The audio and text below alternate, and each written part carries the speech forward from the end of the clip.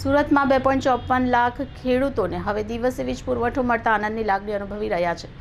રાજ્ય સરકારની મહત્વાકાંક્ષી કિસાન સૂર્યોદય યોજના હેઠળ દક્ષિણ ગુજરાત વીજ કંપનીના તમામ 807 ખેતીવાડી ફીડરોને તારીખ 4 ફેબ્રુઆરી 2024થી યોજનામાં આવરી લેવામાં આવ્યા છે। દક્ષિણ ગુજરાત વીજ કંપની હેઠળના 7 જિલ્લાઓમાં ચાલતી કિસાન સૂર્યોદય યોજના હેઠળ 4 ફેબ્રુઆરી 2024થી કંપનીના તમામ 807 ખેતીવાડી ફીડરોને આવરી લેવામાં આવ્યા છે। આ યોજનાનો મુખ્ય ઉદ્દેશ ખેડૂતોને દિવસે વીજ પુરવઠો આપવાનો છે। પહેલા ખેતીવાડી ફીડર મોટાભાગે ઝાડી અને જંગલ વિસ્તારમાંથી પસાર થતા હોવાથી વીજ વિક્ષેપની સમસ્યા રહેતી હતી, જેના કારણે ઘણીવાર રાત્રે વીજળી આપવાનું બને તેવું હતું। આ સમસ્યાના કાયમી ઉકેલ માટે DGVCL દ્વારા છેલ્લા 3 વર્ષથી ખુલ્લા તારને બદલે MVCC નાખવાનું કામ ચાલુ હતું। આ માળખાગત મજબૂતીકરણને પરિણામે હવે ખેડૂતોને દિવસ દરમિયાન ગુણવત્તાપૂર્ણ અને અવિરત વીજળી મળી રહી છે। ખેડૂત આગેવાન જયેશ દેલાડી આ યોજનાના ફાયદા સમજાવતા જણાવ્યું કે રાત્રે સિંચાઈ કરવા ખેતરે જવાની હાલાકી દૂર થઈ છે। રાત્રે ખેતરમાં જંગલી જાનવર કે સાપ વીછીના ડરથી મુક્તિ મળી છે। સૂર્યપ્રકાશમાં યોગ્ય સમયે સિંચાઈ થવાથી પાકનું ઉત્પાદન પણ વધ્યું છે। પૂરતી વીજળી અને વધુ ઉત્પાદને ખેડૂતોની આર્થિક સ્થિતિ મજબૂત બની છે।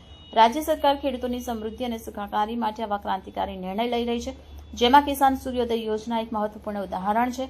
આ યોજનાથી ન ફક્ત ખેડૂતોનું જીવન સુગમ થયું છે, પણ કૃષિ ઉત્પાદકતા અને આવકમાં પણ વધારો થયો છે।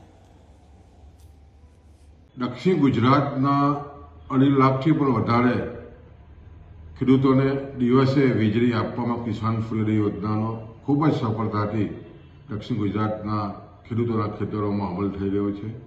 ખેડૂતોમાં ખૂબ જ રાજી છે। ખાસ કરીને કિસાન સૂર્યોદય યોજના વિજયભાઈ રૂપાણી મુખ્યમંત્રી હતા ત્યારે આ શરૂઆત થઈ અને આજે 5 વર્ષ પછી ભૂપેન્દ્રભાઈની સરકારમાં લગભગ 2.5 લાખ જેટલા ખેડૂતોને દિવસે વીજળી દક્ષિણ ગુજરાતના 800 ફીડરોમાં મળવા માંગી છે। અને આને કારણે ખાસ કરીને દિવસે વીજળી મળવાને કારણે ખાસ કરીને તંદુરસ્ત વીજળી મળતી હોય છે અને સતત વીજળી 8 કલાક મળવાને કારણે ખેડૂતોને સતત પાકમાં પણ ઉત્પાદકતા વધી છે। અને જ્યારે દિવસે વીજળી હોય સ્વાભાવિક છે કે જ્યારે રાતે વીજળી આવતી હોય ત્યારે સાપના ડોકા છૂંદવાના અને ખાસ કરીને દક્ષિણ ગુજરાતમાં જંગલી જાનવરોનો પણ ત્રાસ, એ ત્રાસમાંથી આ મુક્તિ મળી છે।